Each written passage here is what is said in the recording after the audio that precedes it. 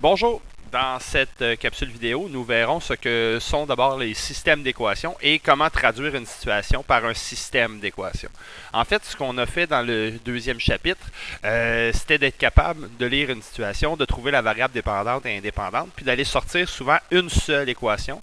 Alors que maintenant, ce qu'on va faire, c'est que dans le présent chapitre, on va parler de plus d'un système, c'est-à-dire d'une situation où il y a plusieurs règles ou plusieurs équations à sortir. Et là, on va avoir certaines choses à trouver, notamment trouver un point de rencontre entre deux droites, des choses comme ça.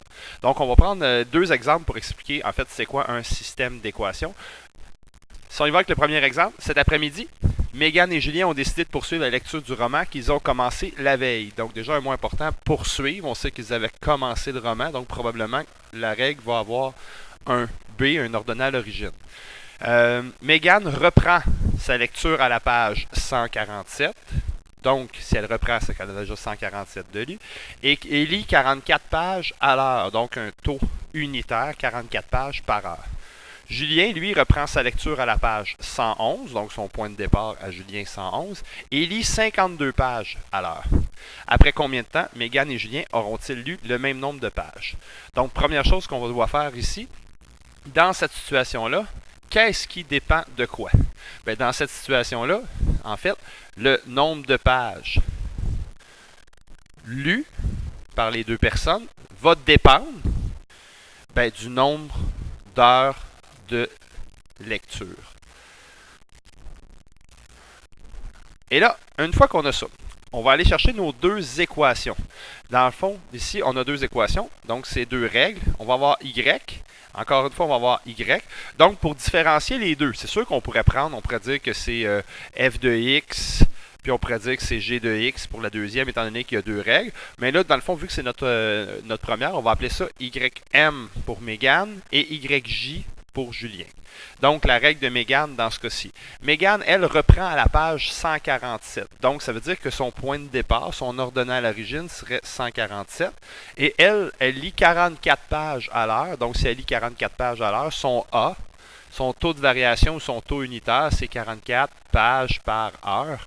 Donc, dans le fond, elle, 44 pages fois le nombre d'heures de la lecture, plus les 147 qu'elle a déjà lu. Alors que Julien, lui, son point de départ se trouve être à la page 111. En commençant, il y a 111 pages de lu, donc son ordonnal à l'origine.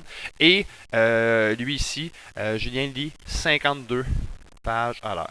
Qu'est-ce que ça signifie? En fait, on va se faire juste une esquisse graphique de cette situation-là, juste pour bien comprendre ce qui se passe. Puis, en même temps, c'est une introduction au chapitre. Si je prends le premier, admettons Julien, on va le faire en rouge. Julien, son point de départ, pas Julien, Mégane, excusez. Mégane, son ordonnal à l'origine, ça serait les pages. Ça, c'est les heures. Là. En fait, ici, dans le cas de Mégane, elle, son point de départ sera à 147. Donc, autour d'ici, là, c'est une esquisse graphique. Hein, donc, son ordonnal à l'origine, 147. Et son taux de variation est 44. Ça veut dire qu'à mesure que les heures avancent, elle, son livre va progresser, son nombre de pages va augmenter. Donc, j'ai donné une certaine inclinaison. Et ça correspond à Mégane. Ou Y Mégane. Alors que Julien, lui, si on prend Julien, on va prendre une ligne verte. Julien, lui, son point de départ, c'est 111, c'est-à-dire son ordonnal à l'origine. Il y avait 111 pages de lu au départ. Par contre, étant donné que son taux de variation est de 52, ce que ça signifie, c'est qu'il lit plus rapidement que Mégane. Donc, nécessairement, sa droite, elle va être plus à pic, elle va monter plus rapidement. Ce que ça veut dire, c'est qu'à un certain moment donné, ici, les deux personnes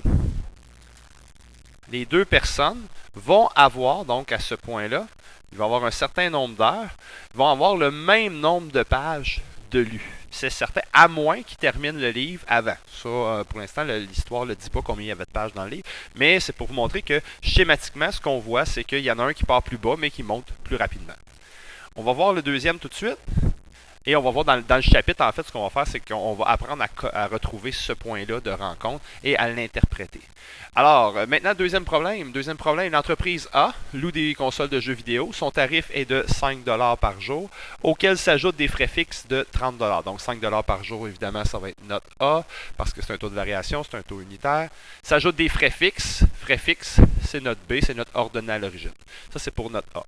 L'entreprise B, elle, loue une console semblable à 10 $ pièces par jour et on ne parle pas de frais fixes. Pour combien de jours un client ou une cliente de l'entreprise A déboursera-t-il la même somme qu'un client de l'entreprise B et quelle sera cette somme? Bien, dans ce cas-ci, évidemment, le montant d'argent, donc le montant payé, va dépendre de quoi?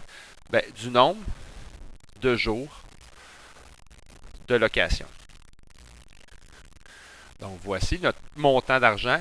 Il est calculé à partir du nombre de jours où on lit. Tantôt, on a pris YM, YJ. Ce coup-ci, on va prendre, disons, F de X et G de X pour désigner nos deux droites. F de X, c'est l'entreprise A. Donc, l'entreprise A, elle a un taux de variation de 5 $ par jour et des frais fixes de 30. Donc, sa règle, dans ce cas-ci, elle, c'est 5X plus 30. Alors que la deuxième, elle, c'est juste 10 $ par jour. 10 $ par jour. Et il n'y a pas d'ordonnée. En fait, il n'y a pas d'ordonnée à l'origine. C'est que l'ordonnée à l'origine va être 0. Si je veux faire maintenant une représentation graphique de cette situation-là, ici, on aurait le nombre de jours, notre variable indépendante. Rapidement, là, sur représentation graphique, c'est une esquisse. Et ici, notre montant qu'on va payer. D'abord, l'entreprise A. Et l'entreprise A, elle, commencerait à 30 $. En partant, on n'a pas, juste pour avoir le jeu, il fallait payer un 30 $. Et à chaque fois que les jours augmentent, bien évidemment, voici ce qui va arriver pour l'entreprise A. Le tarif va augmenter à mesure que les jours vont monter. Alors que la deuxième, il n'y a pas de prix de départ, il n'y a pas de... En fait, l'ordonnée à l'origine est de 0, c'est une fonction linéaire. Donc, si on n'a pas commencé à jouer, mais ça n'a rien coûté. Mais ça va monter plus rapidement à chaque jour. Donc, si ça monte plus rapidement à chaque jour, à un moment donné, c'est une droite, là, je m'excuse, on va la recommencer. Bon, je peux même prendre, tant qu'à la faire, on va la faire comme il faut. Voici, ça pourrait donner quelque chose qui ressemble à ça. Et ce que ça signifierait, ça voudrait simplement dire que à cet endroit-là, donc pour ce nombre de jours-là, on aurait un certain prix qui voudrait dire qu'en fait, si on loue tant de jours, ben les deux compagnies, l'entreprise A et l'entreprise B, chargeraient le même prix.